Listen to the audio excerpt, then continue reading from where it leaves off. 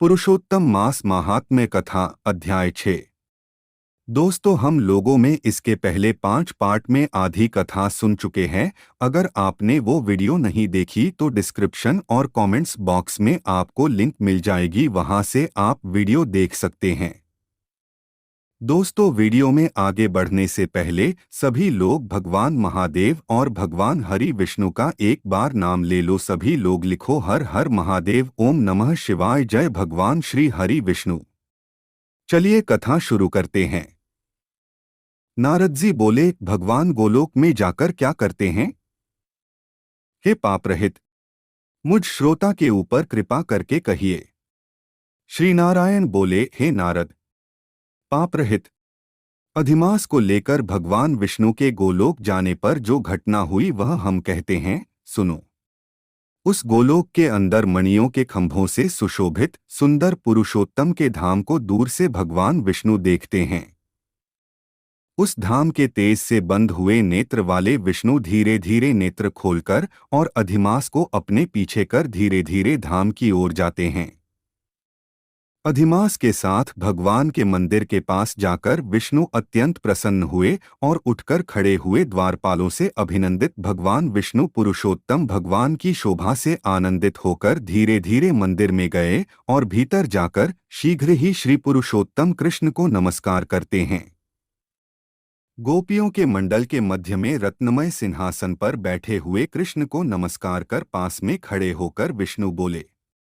श्री विष्णु बोले, गुणों से अतीत, गोविंद, अद्वितीय, अविनाशी, सूक्ष्म, विकार रहित, विग्रहवान, गोपों के वेश के विधायक, छोटी अवस्था वाले, शांत स्वरूप, गोपियों के पति, बड़े सुंदर, नूतन मेघ के समान श्याम, करोड़ों कामदेव के समान सुंदर, वृंदावन के अंदर रासमंडल में बैठने वाले पीतरंग के पीतांबर से शोभित, सौम्य, भौहों के चढ़ाने पर मस्तक में 3 रेखा पड़ने से सुंदर आकृति वाले, रासलीला के स्वामी, रासलीला में रहने वाले, रासलीला करने में सदा उत्सुक, 2 भुजा वाले, मुरलीधर, पीतवस्त्रधारी, अच्युत, ऐसे भगवान की मैं वंदना करता हूँ। इस प्रकार स्तुति करके भगवान श्री कृष्ण को नमस्कार कर पार्षदों द्वारा सत्कृत विष्णु रत्नत सिंहासन पर कृष्ण की आज्ञा से बैठे।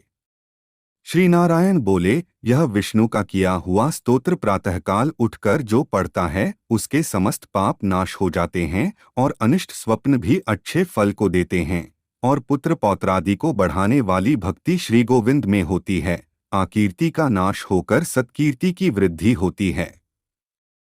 भगवान विष्णु बैठ गए और कृष्ण के आगे कांपते हुए अधिमास को कृष्ण के चरण कमलों में नमन कराते हैं।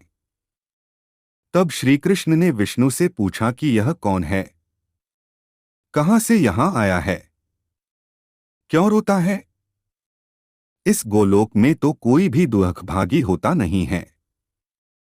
इस गोलोक में रहने वाले तो सर्वदा आनंद में मग्न रहते हैं। ये लोग तो स्वप्न में भी दुष्टवार्ता या दुख भरा समाचार सुनते ही नहीं।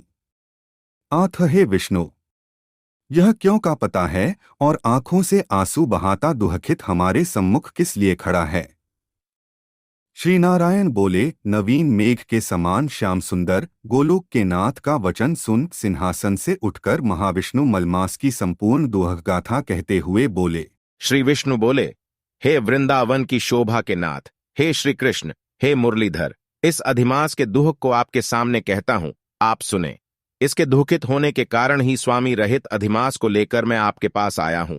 इसके उग्र दुख रूप अग्नि को आप शांत करें। यह अधिमास सूर्य की संक्रांति से रहित है, मलिन है, शुभ कर्म में सर्वदा वर्जित है।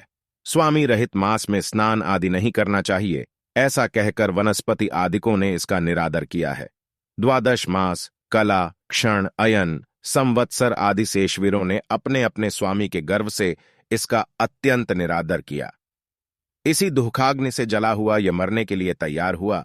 तब अन्य दयालु व्यक्तियों द्वारा प्रेरित होकर, हे ऋषिकेश, शरण चाहने की इच्छा से हमारे पास आया और कांपते कांपते घड्डी घड्डी रोते रोते अपना सब दुख खजाल इसने कहा, इसका यह बड्डा भारी दुख आपके बिना टल नहीं सकता, अतः इस निराश्रय का हाथ पकड़ाकर आपकी शरण में लाया हूं।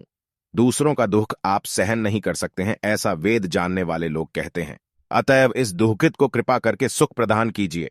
हे जगतपते, आपके चरण कमलों में प्राप्त प्राणी शोक का भागी नहीं होता है, ऐसा वेद जानने वालों का कहना कैसे मिथ्या हो सकता है। मेरे ऊपर कृपा करके भी इसका दुख दूर करना आपका कर्तव्य है, क्योंकि सब काम छोड़कर इसको लेकर मैं आया हूं, मेरा आना सफल कीजिए। बारंबार स्वामी के सामने कभी भी कोई विषय न कहना चाहिए, ऐसी नीति के जानने वाले बड्ढे बड्ढे पंडित सर्वदा कहा करते हैं। इस प्रकार अधिमास का सब दुख भगवान कृष्ण से कहकर हरि कृष्ण के मुख कमल की ओर देखते हुए कृष्ण के पास ही हाथ जो ढहकर खड्डे ढे हो गए। ऋषि लोग बोले, हे सूत जी, आप दाताओं में श्रेष्ठ हैं, आपकी दीर्घायु हो, जिससे हम लोग आपके मुख से भगवान की लीला के कथा रूप अमृत का पान करते रहें। हे सूत, गोलोकवासी भगवान कृष्ण ने विष्णु के प्रति फिर क्या कहा और क्या किया इत्यादि लोकोपकारक विष्णु कृष्ण का संवाद सब आप हम लोगों से कहिए। परम भगवत भक्त नारद ने नारायण से क्या पूछा, हे सूत, इसको आप इस समय हम लोगों से कहिए। नारद के प्रति कहा हुआ भगवान का वचन तपस्वियों के लिए परम औषध है। इति श्री बृहन्नारदीय पुरुषोत्तम मास महात्म्य षष्ठोऽध्याय 6 हरिः शरणम्।